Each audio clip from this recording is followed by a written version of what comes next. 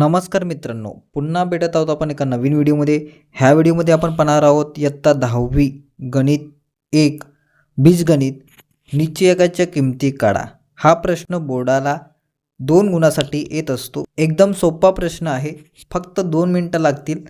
-1 आणि 4 ह्याचा आपल्याला तिरकस गुणाकार करायचा आहे। अगोदर तिरकस गुणाकार करूया।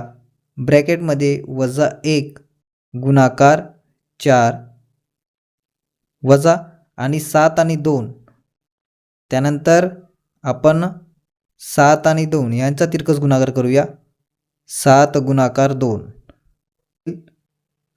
वजा 4 वजा बाकीचे चिन्ह आणि 7 दुनी 14।